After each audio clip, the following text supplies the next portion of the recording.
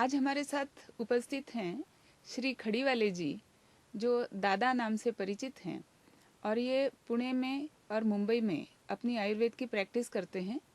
बहुत अच्छे ज्ञाता हैं आयुर्वेद के। तो इनसे हम जानेंगे कि संस्कृत में ऐसे कौन कौन से महत्वपूर्ण ग्रंथ हैं जिनकी पढ़ाई से हम आयुर्वेद को और आगे ले जा सकते हैं। आयुर्वेद के 3 प्रमुख संहिता जो है उनको बृहत्त्रयी कहते हैं। चरक संहिता, सुश्रुत संहिता और अष्टांग संग्रह। अष्टांग संग्रह की एक छोटी आवृत्ति अष्टांग हृदय ऐसे भी है और दूसरे लघुत्रयी करके 3 ग्रंथ है। उसमें भाव प्रकाश है, सारंगधर संहिता है और योग रत्नाकर है। ऐसे 3 ग्रंथ इनको लघुत्रयी कहते हैं। जिनको आयुर्वेद पढ़ना है, जो मूल ग्रंथ है उनका उन्होंने उपयोग करना चाहिए। दादा, अभी आपने कुछ पुस्तकों के बारे में बताया, जैसे कश्यप संहिता या चरक संहिता। ऐसे ही ये भी माना जाता है कि जो भारतीय दर्शन शास्त्र है, जैसे सांख्य है या कुछ और भी हैं, इनका भी आयुर्वेद के साथ बहुत गहरा संबंध है और आयुर्वेद की कई जो मूल संकल्पनाएं हैं वो यहाँ से आती हैं। तो इनके बाबत भी आप हमें कुछ बताइए, जैसे पंच महाभूत हैं या द्रव्य है या धातु शास्त्र है। तो ये भी बताइए कि इनका वर्णन भी जिन ग्रंथों में है, इनके बाबत आप हमें थोड़ा सा समझाइए। भारतीय तत्वज्ञान ये अद्वैत के आधार पे खड़ा हुआ है और आयुर्वेद का तत्वज्ञान इसके बिल्कुल खिलाफ द्वैत मानता है। आयुर्वेद तत्वज्ञान में सांख्य, न्याय, वैशेषिक इनका भी विचार काफ़ी है। फिर ज़्यादा करके सांख्य तत्वज्ञान का विचार आयुर्वेद में प्रधान है। दूसरा, आयुर्वेद के तत्वज्ञान के ऊपर बौद्ध तत्वज्ञान का काफ़ी प्रभाव पड़ा हुआ है। आयुर्वेद का जो बहुत प्रसिद्ध ग्रंथ है अष्टांग संग्रह, उसके ऊपर बौद्ध तत्वज्ञान का ज़्यादा असर पड़ा हुआ है और बार बार वो आदमी ने कैसे रहना चाहिए, कैसे रह के वो अपना स्वास्थ्य अच्छा रख सकता है, इसका प्रभाव है। आयुर्वेद जो है वो चिकित्सा शास्त्र है। वो अपने देह में जितना खराबी होता है उसके ऊपर काम करने के लिए क्या क्या करना चाहिए ये बताता है। इसलिए उन्होंने पृथ्वी, आप, तेज, वायु, आकाश ऐसे पंच महाभूत का आधार लिया हुआ है। हमारी जो सृष्टि है ये पंच महाभूत से बनी हुई है। इनको पांचभौतिक कहते हैं। हमारा जो शरीर है वो भी पांचभौतिक है।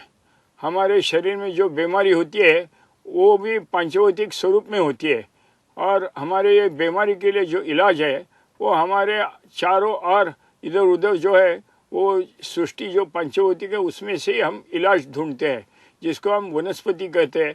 उसमें पृथ्वी, आप, तेज, वायु, आकाश ये पंच महाभूत के गुण होते हैं।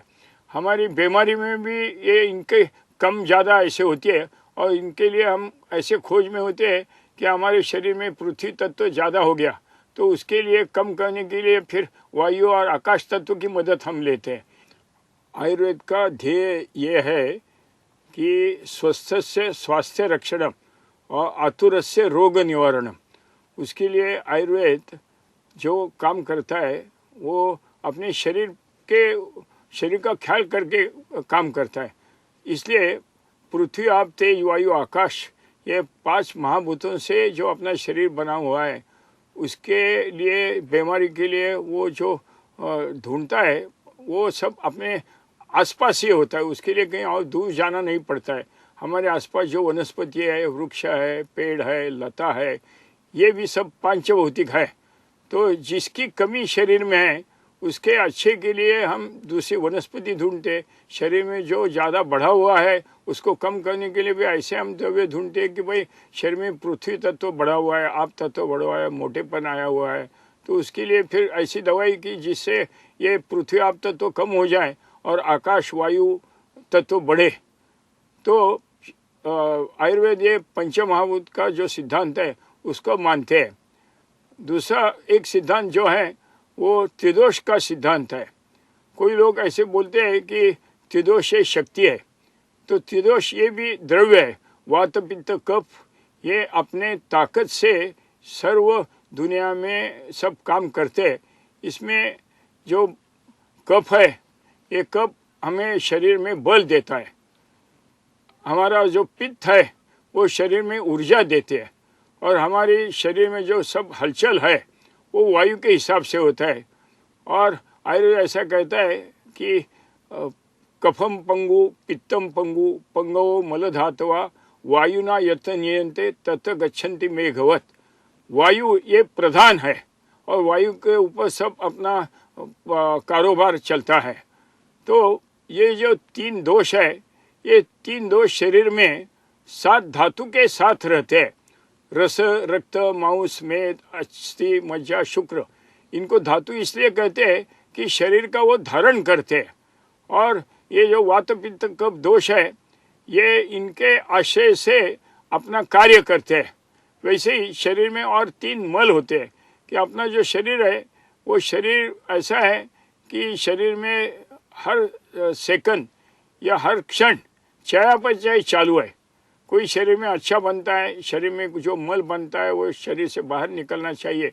तो इसलिए मल, मूत्र और स्वेद या पसीना, ऐसे 3 जो मल हैं, तो आयुर्वेद शास्त्र 3 दोष, 7 धातु और 3 मल, इनको प्रामुख्य ने अपने तत्व ज्ञान में काफ़ी महत्व देता है।